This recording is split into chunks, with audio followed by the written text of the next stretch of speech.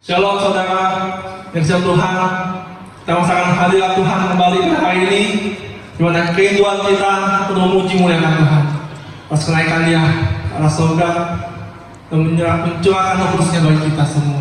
Mari kita naikkan pujian sembah kita bagi Dia. Haleluya Yesus, terima kasih Tuhan.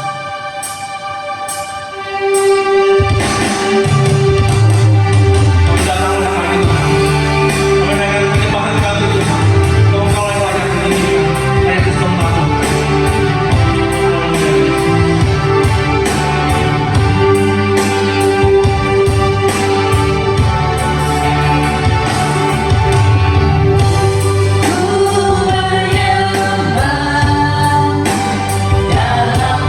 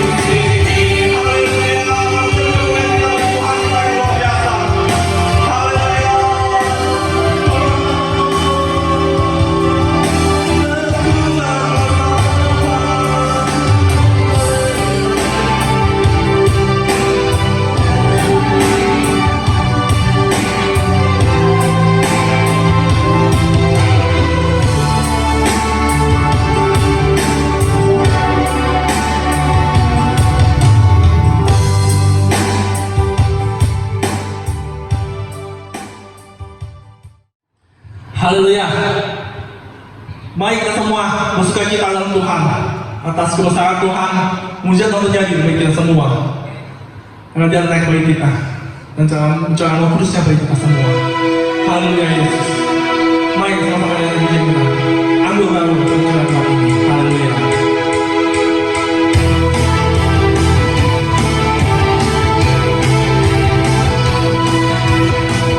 Semua kita bersuka cita karena paling besarnya Tuhan mereka.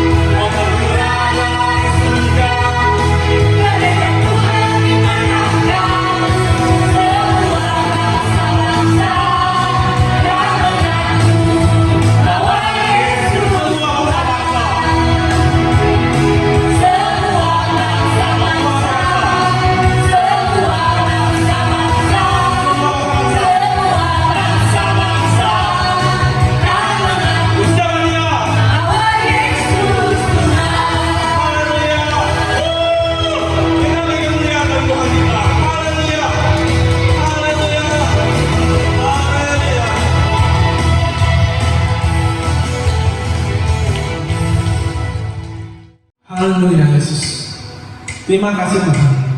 Kami telah memuji muliakan nama-Mu. Sebentar kami hendak menaikkan penyembahan kami Tuhan. Bila Roh Kudus-Mu Tuhan bercurah di tempat ini Tuhan, dalam kehidupan kami Tuhan.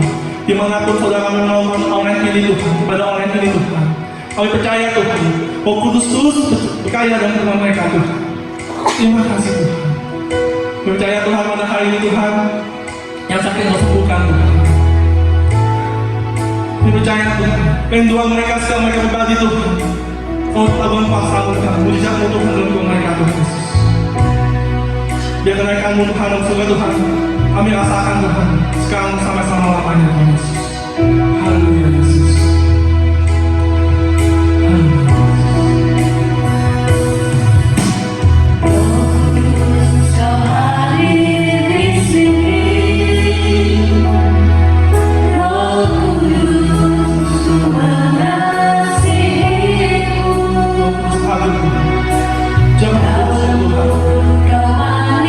Kami semua Tuhan, masa ini rindu akan Engkau Tuhan. Anda tahu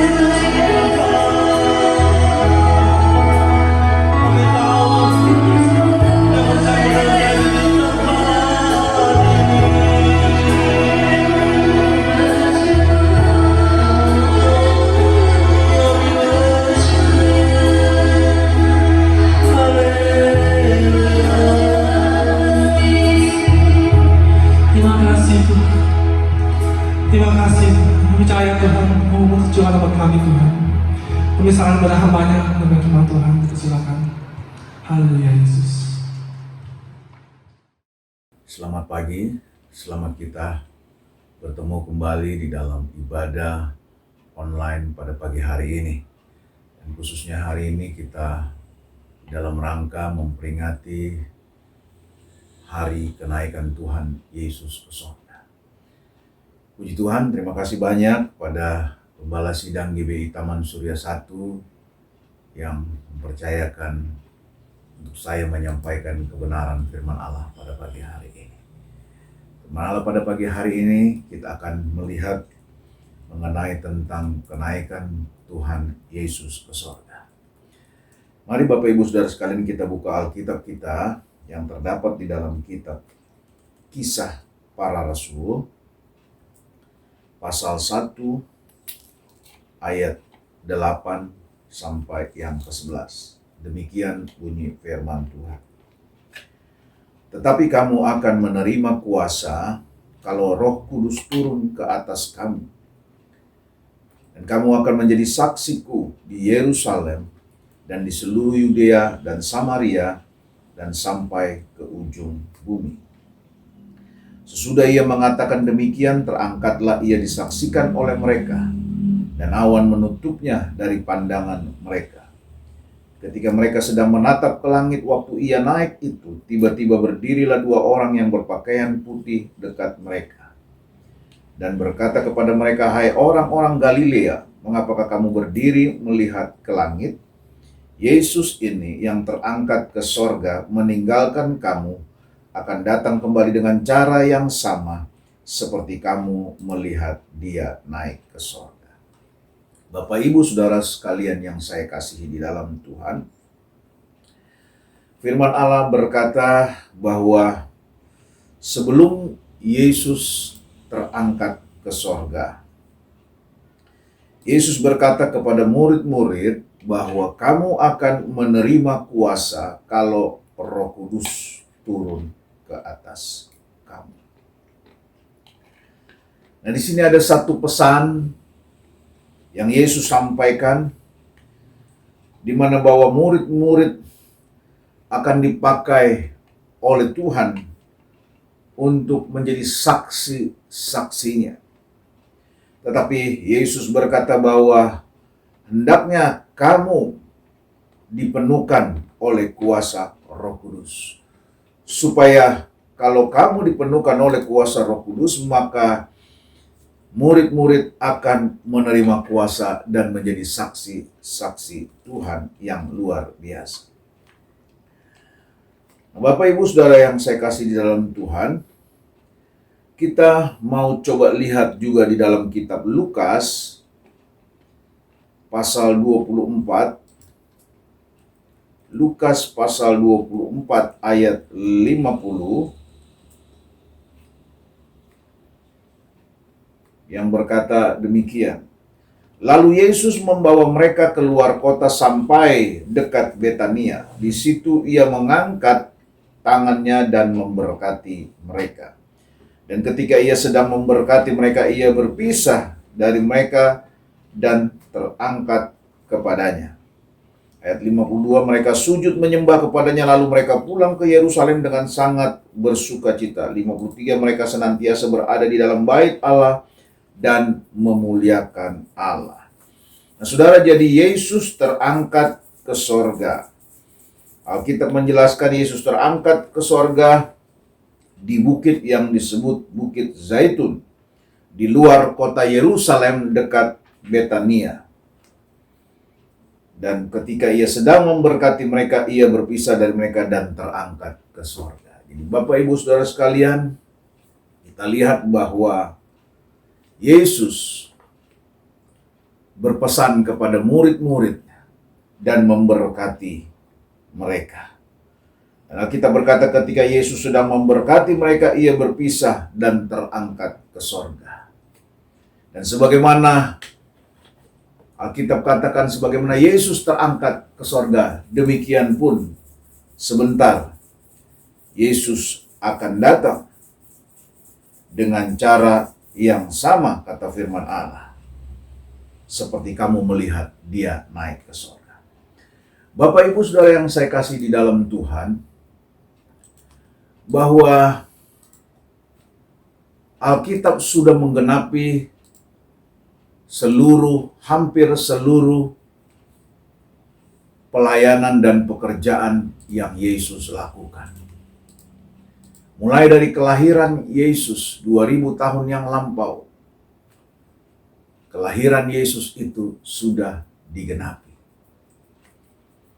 Kemudian kematian Yesus di Bukit Golgota untuk menebus setiap dosa umat manusia, termasuk menebus dosa saya dan saudara sekalian, itu pun sudah digenapi di dalam firman Tuhan. Jadi kelahiran Yesus, kematian Yesus, dan kemudian Alkitab berkata bahwa pada hari yang ketiga Yesus akan bangkit kembali, itu pun sudah digenapi.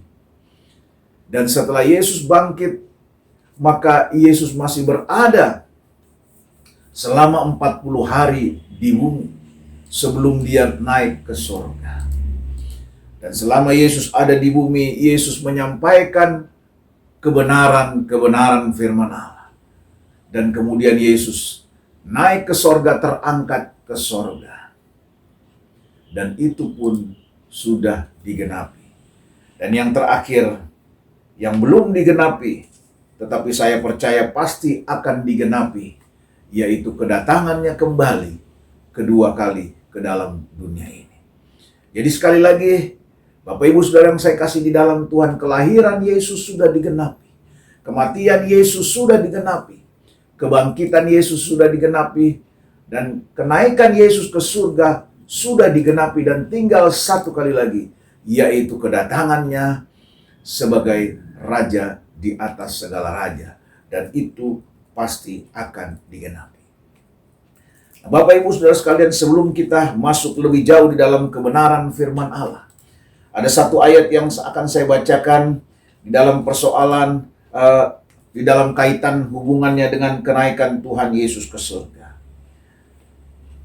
yaitu terdapat di dalam kitab Yohanes pasal 3 ayat 13. Yohanes pasal 3 ayat 13 berkata demikian, "Tidak ada seorang pun yang telah naik ke sorga, selain daripada dia yang telah turun dari sorga, yaitu Anak Manusia." Alkitab mencatat bahwa tidak ada seorang pun yang telah naik ke sorga.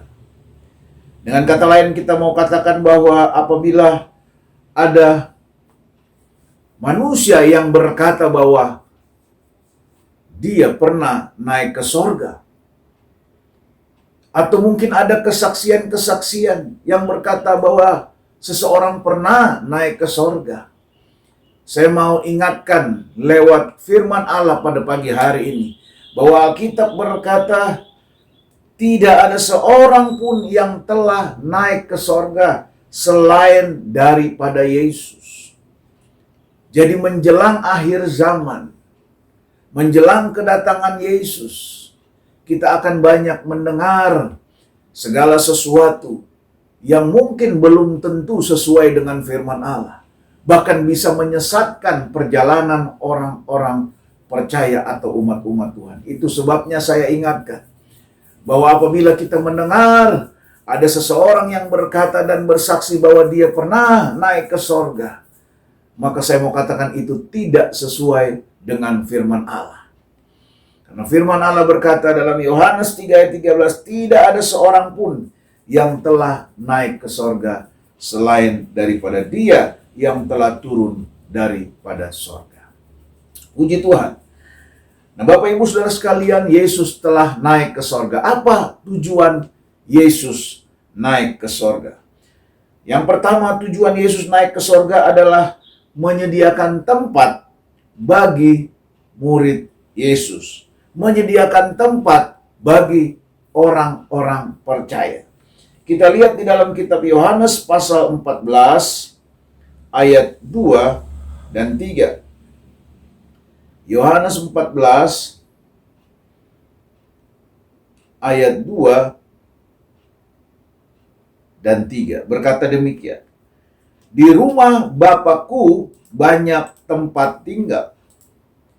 Jika tidak demikian, tentu aku mengatakannya kepadamu, sebab aku pergi ke situ untuk menyediakan tempat bagimu. Dan apabila aku telah pergi ke situ dan telah menyediakan tempat bagimu, aku akan datang kembali dan membawa kamu ke tempatku, supaya di tempat di mana aku berada, kamu pun berada. Jadi saudara, Yesus naik ke sorga. Tujuan yang pertama adalah menyediakan tempat bagi murid, bagi orang percaya. Sehingga orang-orang yang percaya, murid-murid Tuhan, umat-umat Tuhan, apabila sudah datang waktunya dan kita harus pulang ke rumah Bapa di sorga, maka Allah sudah menyediakan tempat bagi kita. Allah sudah menyediakan tempat sesuai dengan apa yang kita lakukan selama kita ada di dalam dunia ini. Itu sebabnya mari kita senantiasa melakukan segala sesuatu sesuai dengan kehendak Tuhan. Itu sebabnya mari kita lakukan segala sesuatu.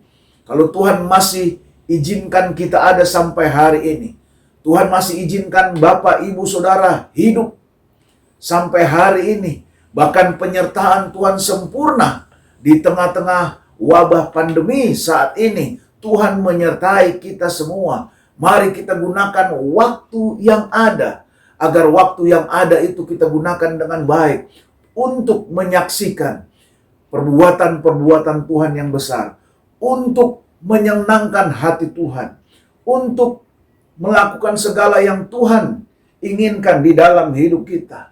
Apapun yang kita lakukan, apapun pekerjaan dan profesi kita, mari segala sesuatu kita lakukan untuk menyenangkan hati Tuhan, untuk melakukan segala sesuatu karena kita mengasihi Tuhan. Jadi saudara, Tuhan naik ke sorga menyediakan tempat bagi orang-orang yang percaya. Selama kita masih hidup di dalam dunia ini, mari kita melakukan pekerjaan yang Tuhan kehendaki di dalam hidup kita. Supaya sekali lagi apabila waktunya nanti, di mana kita semua harus menghadap tahta pengadilan Tuhan, maka Tuhan sudah menyediakan tempat bagi kita.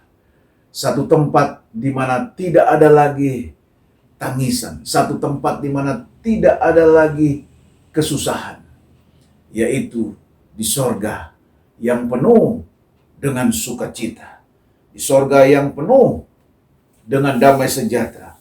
Karena di mana tempat itu, firman Allah berkata, di mana di tempat aku berada, kata Tuhan, kamu pun berada. Puji Tuhan. Kita akan melihat tujuan Yesus naik ke sorga yang kedua. Tujuan Yesus naik ke sorga yang kedua adalah mengutus roh penghibur. Roh penghibur yaitu Roh Kudus. Mari kita baca di dalam kitab Yohanes pasal 16 ayat yang ke-7. Namun benar yang kukatakan ini kepadamu adalah lebih berguna bagi kamu jika aku pergi. Sebab jika aku tidak pergi, penghibur itu tidak akan datang kepadamu. Tetapi jikalau aku pergi, aku akan mengutus dia kepadamu. Jadi saudara lihat firman Allah berkata bahwa kata Yesus, jika aku pergi, penghibur itu akan datang. Tapi jika aku tidak pergi, penghibur itu tidak akan datang kepadamu. Jadi Yesus naik ke sorga dengan tujuan untuk mengutus roh penghibur, Roh Kudus. Ya, di mana sebentar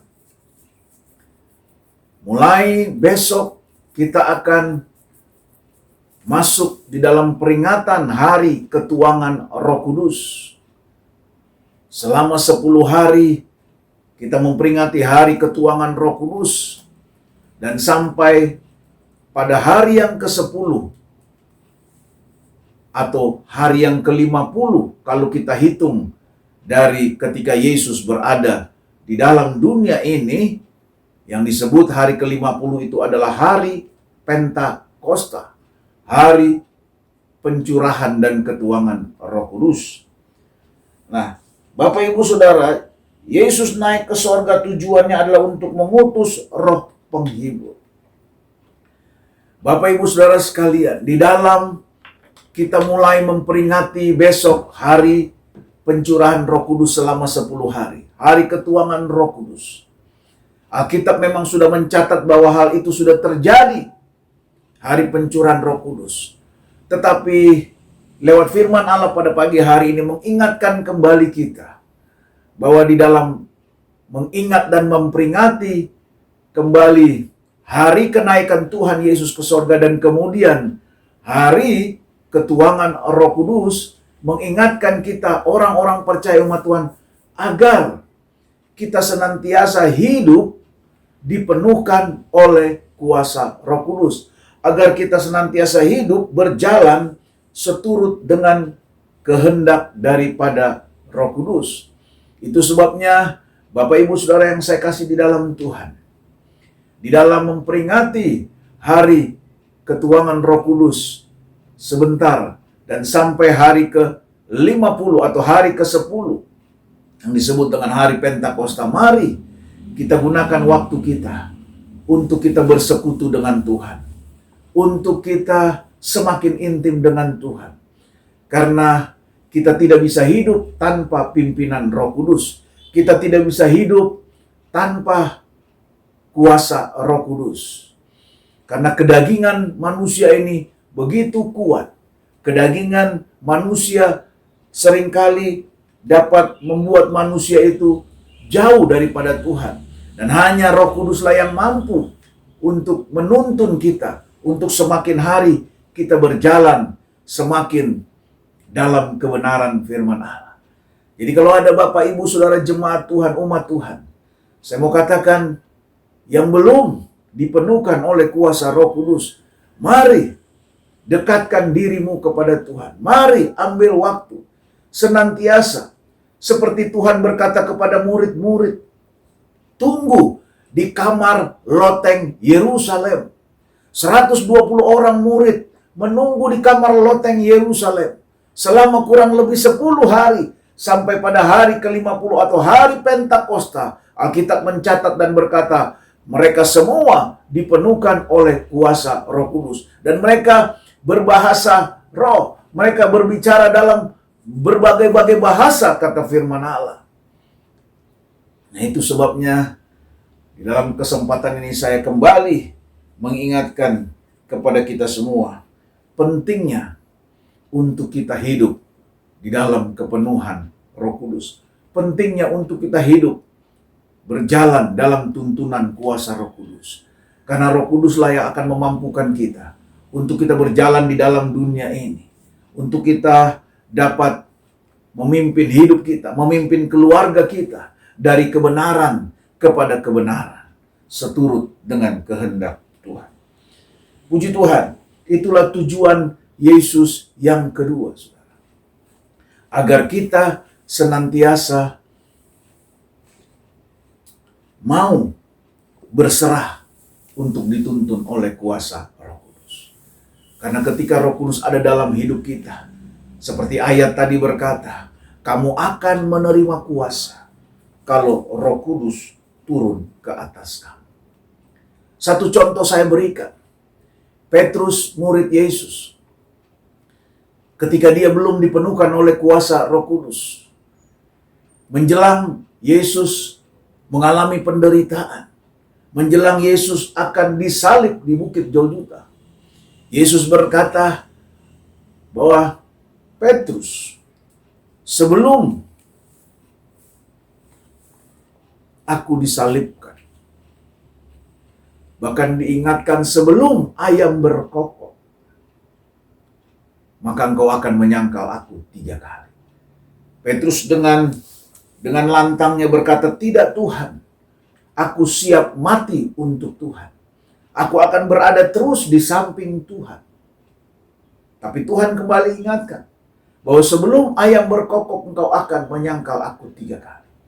Dan saudara tahu Alkitab mencatat ketika ada orang di sekeliling tempat itu yang menghampiri dan berkata kepada Petrus, lihat orang ini. Orang ini adalah murid daripada Yesus. Saya sering melihat dia bersama-sama dengan Yesus. Lantas Petrus berkata, saya tidak mengenal dia. Saya tidak pernah mengenal Yesus. Dan yang kedua kali pun orang bertanya demikian kepada Petrus. Sampai ketiga kali Petrus menjawab dengan jawaban yang sama. Petrus berkata, aku tidak pernah mengenal Yesus. Mungkin mereka salah lihat, kata Petrus. Dan ketika itu, kemudian ayam berkokok. Petrus menangis dan mengingat perkataan Yesus. Bahwa sebelum ayam berkokok, engkau akan menyangkal aku 3 kali. Semangat saja tidak cukup. Keinginan saja tidak cukup. Saya percaya Petrus punya keinginan, punya semangat untuk membela Yesus, untuk mempertahankan semua itu, saya percaya. Tapi Petrus belum dipenuhkan oleh kuasa Roh Kudus. Dan saudara lihat perbedaannya.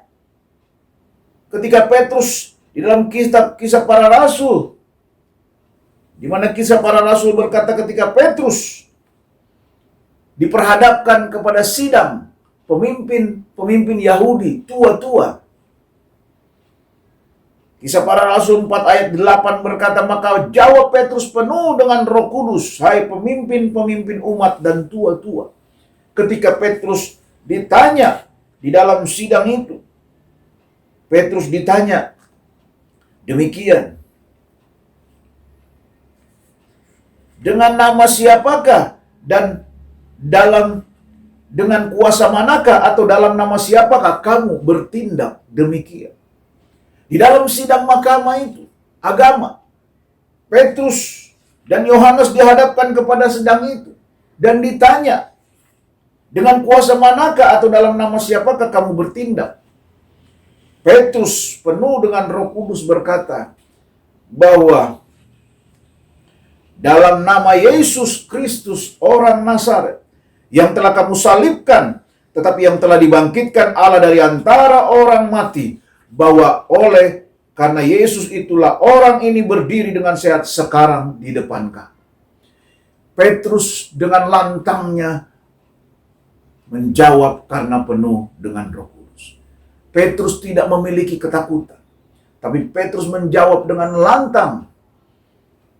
Ketika ditanya dengan kuasa manakah dan dalam nama siapakah orang ini bisa sembuh. Di depan sidang, Petrus berkata, di dalam nama Yesus orang Nazaret yang kamu sudah salibkan itu. Keberanian yang luar biasa, karena Petrus sudah dipenuhi oleh kuasa Roh Kudus. Itulah perbedaan orang-orang yang dipenuhi oleh kuasa Roh Kudus. Alkitab banyak mencatat. Contoh lagi Daniel. Dikatakan orang yang penuh dengan Roh Allah. Sehingga Daniel dapat mengartikan mimpi-mimpi daripada raja. Daniel lebih hebat 10 kali lipat dari orang bijaksana yang ada di dalam istana raja. Dan Alkitab mencatat. Dikatakan bahwa Daniel adalah orang yang penuh dengan Roh Allah. Nah, saudara, mari saya mengajak jemaat Tuhan, umat Tuhan, khususnya jemaat umat Tuhan di GBI Taman Surya 1. Mari minta, serahkan hidupmu kepada Tuhan dengan sungguh, agar hidupmu dituntun oleh kuasa Roh Kudus. Agar hidupmu berjalan sesuai dengan kebenaran firman Allah. Sehingga engkau semakin berkenan di hadapan Tuhan. Engkau semakin menyenangkan hati Tuhan. Karena itulah tujuan Allah. Dan yang terakhir, tujuan Allah tujuan Yesus naik ke sorga, yaitu menjadi saksi Kristus. Jadi tujuan Yesus naik ke sorga agar kita semua menjadi saksi Kristus. Kita baca di dalam Kisah 1 ayat 8 kembali di dalam ayat pokok kita. Tetapi kamu akan menerima kuasa kalau Roh Kudus turun ke atas kamu. Dan kamu akan menjadi saksiku. Maaf. Dan kamu akan menjadi saksiku di Yerusalem dan di seluruh Yudea dan Samaria dan sampai ke ujung bumi. Jadi janji Allah bahwa Yesus akan mengutus Roh Penghibur, yaitu Roh Kudus, agar kita semua orang percaya umat Tuhan dipenuhi oleh kuasa Roh Kudus. Karena tanpa kuasa Roh Kudus kita tidak akan memiliki kuasa. Sama seperti Petrus, ketika belum memiliki kuasa Roh Kudus, Petrus hidupnya penuh dengan ketakutan.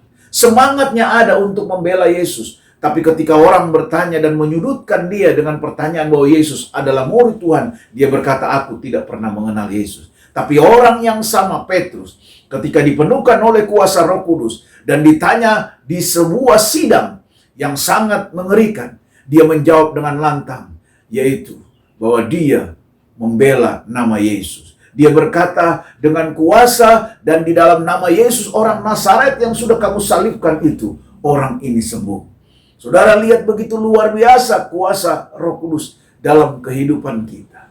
Itu sebabnya, mari Bapak Ibu sebagai orang percaya, khususnya pelayan-pelayan, kita harus dipenuhkan oleh kuasa Roh Kudus. Karena pelayanan kita tidak akan berkuasa, pelayanan kita tidak akan berdampak kalau kita tidak memiliki kuasa. Ada banyak orang-orang Kristen akhir zaman, bahkan para pelayan yang belum dipenuhi oleh kuasa Roh Kudus, tetapi sudah melangkah terlebih dahulu. Saya mau ingatkan lewat firman Allah pada pagi hari ini, jangan melangkah dulu. Seperti Yesus berkata, kembali ke Yerusalem kepada murid-murid, tunggu di kamar loteng Yerusalem. Tunggu sampai Roh Kudus itu dicurahkan kepada kamu. Jangan kita melakukan sesuatu apapun. Para pelayan, jangan kita melakukan pelayanan kita sebelum kita dipenuhkan oleh kuasa Roh Kudus. Karena kita berkata, kamu akan menerima kuasa kalau Roh Kudus turun ke atas kamu. Dengan kata lain, kalau Roh Kudus tidak turun ke atas kita, kita tidak bisa menjadi saksi Kristus. Kita baru bisa menjadi saksi Kristus kalau Roh Kudus turun ke atas kita. Dan kalau Roh Kudus turun ke atas kita, baru kita memiliki kuasa. Dan Alkitab berkata, baru kita menjadi saksi. Mulai dari Yerusalem, yaitu dari keluarga, dari kelompok yang terkecil kita menjadi saksi, yaitu Yerusalem. Kemudian, dan di seluruh Yudea. Apa itu Yudea? Saudara-saudara kita seiman. Jadi mulai dari Yerusalem, dari keluarga kita menjadi saksi Kristus setelah kita dipenuhkan kuasa Roh Kudus. Kita menjadi saksi di tengah-tengah keluarga kita. Coba lihat, mungkin ada keluarga kita yang belum mengenal Yesus Kristus sebagai Tuhan. Mungkin ada om kita, mungkin ada tante kita, mungkin ada keponakan kita, mungkin ada engkoh kita, mungkin ada encik kita, mungkin ada engso kita yang belum mengenal Yesus sebagai Tuhan dan Juru Selamat. Mari, itu tugas Bapak Ibu Saudara untuk menyampaikan, memperkenalkan Yesus adalah Tuhan. Yesus adalah kebenaran. Dan tanpa Yesus, tidak ada seorang pun sampai ke sorga. Jadi kalau kita mengasihi keluarga kita, kita tahu bahwa apabila ada keluarga kita yang belum mengenal Yesus, maka dia tidak akan sampai kepada sorga. Itu sebabnya, saudara yang masih diberikan kehidupan oleh Tuhan, mari gunakan waktu ini. Mulai jadi saksi Yesus. Mulai dari keluargamu, lihat anggota keluarga yang belum mengenal Yesus. Mulai perkenalkan Yesus, beritakan tentang Yesus di tengah-tengah keluargamu dengan kekuatan daripada Roh Kudus. Setelah itu, Alkitab berkata, baru kita bergerak dari keluarga kita. Kita benahi dulu, beresin dulu keluarga kita. Ada banyak-banyak pelayan di akhir zaman ini. Mohon maaf, Seringkali sudah bersaksi, sudah melayani, keluar ke sana kemari, tetapi keluarganya tidak beres. Tapi keluarganya tidak berkenan kepada Tuhan. Saya mau katakan itu sesuatu yang salah di hadapan Allah. Mulai dari keluargamu, benahi keluargamu, bereskan keluargamu menjadi sesuatu yang indah di hadapan dan di pemandangan mata Tuhan. Setelah dari keluarga, baru engkau keluar. Saksikan Yesus itu di tengah-tengah saudara seiman kita. Mungkin teman jemaat kita, mungkin kerabat kita, mungkin teman kantor kita yang seiman. Mari jadikan hidup kita sesuatu gaya hidup untuk menyaksikan kebesaran Tuhan, untuk memperkenalkan Yesus dalam hidup kita. Dan kemudian setelah itu baru ke Samaria. Siapa Samaria? Samaria adalah orang yang belum mengenal Tuhan, tetapi bukan keluarga. Jadi Yerusalem adalah keluarga, Yudea adalah saudara-saudara seiman, dan Samaria orang-orang yang belum mengenal Tuhan. Kalau saudara dipenuhi oleh kuasa Roh Kudus, maka engkau akan mampu melewati tahap demi tahap itu. Setelah Yudea, baru sampai ke ujung. Jadi jangan cepat-cepat berkata, aku mau jadi saksi Yesus sampai ke ujung bumi. Aku mau jadi pelayan Yesus, go internasional, ke luar negeri, dan lain sebagainya. Jangan dulu. Lihat keluargamu. Apakah keluargamu sudah beres di hadapan Tuhan? Apakah hidupmu sudah menjadi contoh di tengah keluargamu? Apakah hidup saudara sudah menjadi berkat di tengah-tengah keluargamu? Mungkin saudara tinggal di satu rumah dengan keluarga yang mungkin orang tuamu kah, atau ayah mertuamu, atau ibu mertuamu belum mengenal Tuhan, bahkan berbeda keyakinan dengan engkau. Apakah hidupmu sudah menjadi contoh, teladan, dan berkat ketika engkau tinggal dengan mereka? Jadilah saksi Kristus dulu, mulai dari hal-hal kecil. Dari Yerusalem. Tidak perlu kita langsung mau berkata, saya mau menjadi pelayan Kristus dari satu kota ke kota, dari satu provinsi ke provinsi, dari satu negara ke negara, atau go internasional. Tidak salah. Punya keinginan yang seperti itu tidak salah. Tetapi Alkitab berkata, belajar mulai dari Yerusalem, benahi itu keluarga. Karena keluarga adalah sesuatu yang indah di pemandangan mata Tuhan. Itu sebabnya gereja Tuhan diumpamakan seperti mempelai wanita Kristus. Dan Yesus Kristus Tuhan sendiri adalah mempelai pria. Karena keluarga begitu penting di mata Tuhan. Jadi Bapak Ibu Saudara sekalian, tujuan Yesus naik ke sorga yang ketiga adalah agar kita menanti pencurahan kuasa Roh Kudus untuk kita menjadi saksi Kristus. Mulai dari Yerusalem, mulai dari Yudea, Samaria, dan sampai ke ujung bumi. Nah, Bapak Ibu Saudara sekalian, hari ini kita peringati kembali kenaikan Yesus ke sorga, di mana Allah sudah mengerjakan dan sudah digenapi semua sebagaimana yang firman Allah tulis dan catat. Dan mulai besok kita akan kembali memperingati hari ibadah pencurahan Roh Kudus. Sebagaimana Yesus berkata kepada murid-murid, tunggu di kamar loteng Yerusalem. Sampai pada hari ke-50 disebut hari Pentakosta. Kita baca saja di dalam kitab Kisah Para Rasul 2 ayat 1. Kita mulai dengan ayat 1. Ketika tiba hari Pentakosta, semua orang percaya berkumpul di satu tempat. Tiba-tiba turunlah dari langit suatu bunyi, seperti tiupan angin keras yang memenuhi seluruh rumah di mana mereka duduk. Dan tampaklah kepada mereka lidah-lidah seperti nyala api yang bertebaran, dan hinggap pada mereka masing-masing. Maka penuhlah mereka dengan Roh Kudus, lalu mereka mulai berkata-kata dalam bahasa-bahasa lain, seperti yang diberikan oleh Roh itu kepada mereka untuk mengatakannya.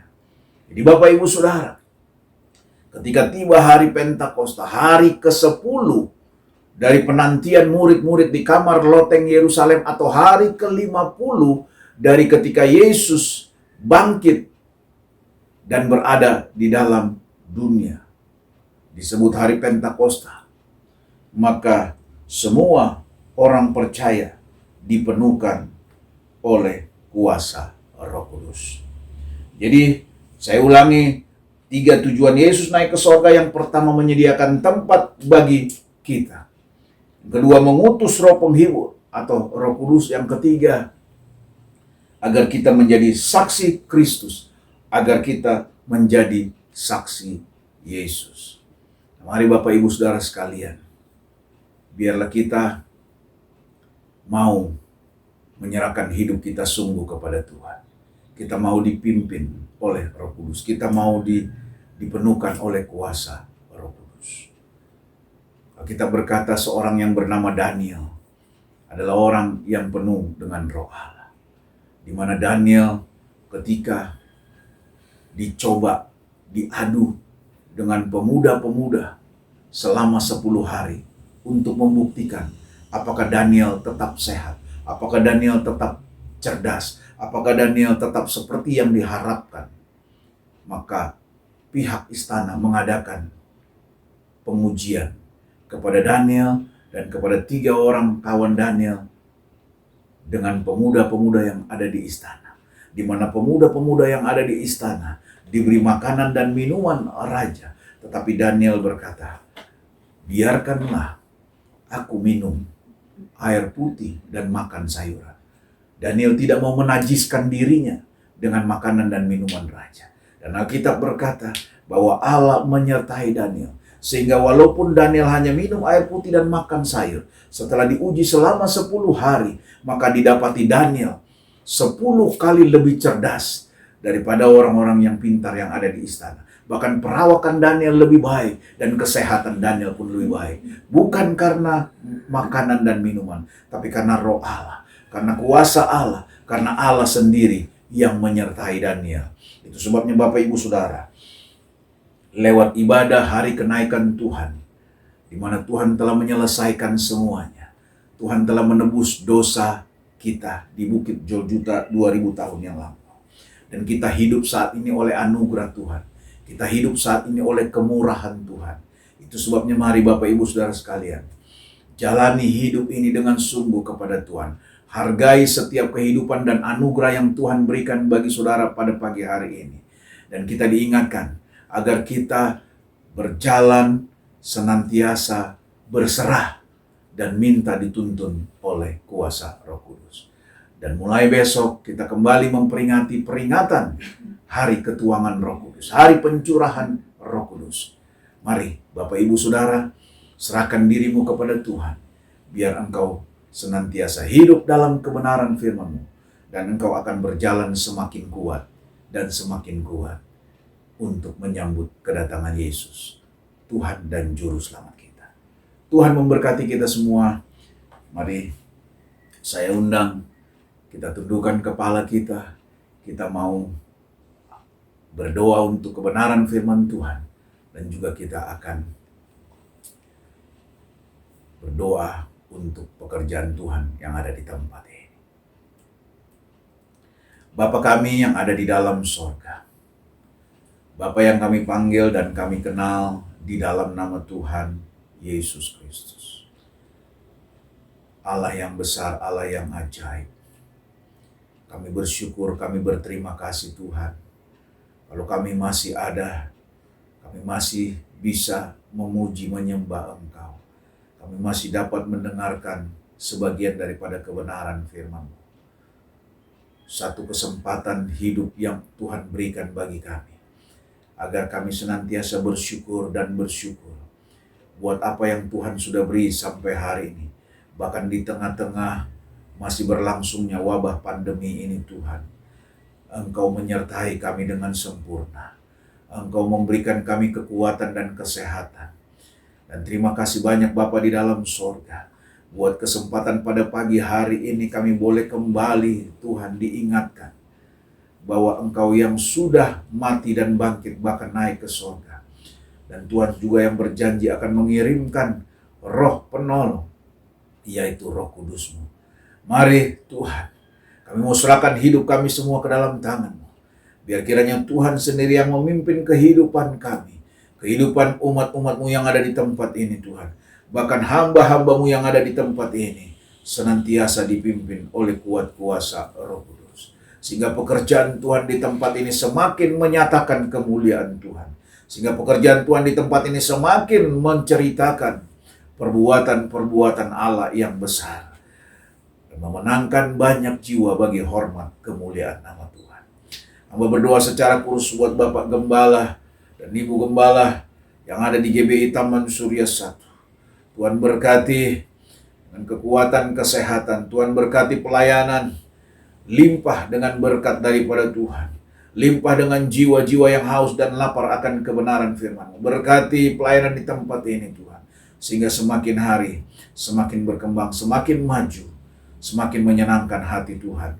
Menggenapi firman Tuhan. Dan nama Tuhan semakin dipuji, dibesarkan, dan ditinggikan. Berkati seluruh para pelayan aktivis yang telah menopang pelayanan tempat ini, berkati dan berkati Tuhan. Dan seluruh sidang jemaat Tuhan yang sudah menyaksikan dan mengikuti ibadah online pada pagi hari ini. Tuhan memberkati mereka. Berkati rumah tangga mereka. Berkati pekerjaan, usaha, warung, mata pencaharian. Engkau memberkati Tuhan. Cukupkan segala kebutuhan mereka. Berkati dan berkati. Terima kasih banyak Bapa di dalam surga. Sehingga sebentar apabila kami berpisah dari ibadah online ini Tuhan, penyertaan Tuhan tetap sempurna dalam setiap kehidupan umat-Mu. Dan mereka terus kuat di dalam Engkau. Terima kasih banyak Bapa di dalam surga. Terima kasih. Bapak Ibu Saudara yang ada di rumah, mari Engkau angkat kedua belah tangan. Terimalah berkat kemurahan rahmat anugerah dari Allah Bapa di dalam surga. Kecintaan dan kasih sayang dalam anaknya Yesus Kristus, serta persekutuan pimpinan Allah Roh Kudus, tinggal menyertai kita. Mulai hari ini, besok, bahkan sampai Maranatha, Yesus datang kembali. Di dalam berkat nama Tuhan, Yesus Kristus kami sudah berdoa dan mengucap syukur. Haleluya. Amin. Bapak Ibu, sekali lagi saya himbau jangan lupa untuk tetap saksikan ibadah online di YouTube. GBI Taman Surya 1 akan selalu tampil setiap hari Minggu jam 9 pagi. Jangan lupa untuk subscribe, like, share, dan komentar. Terima kasih.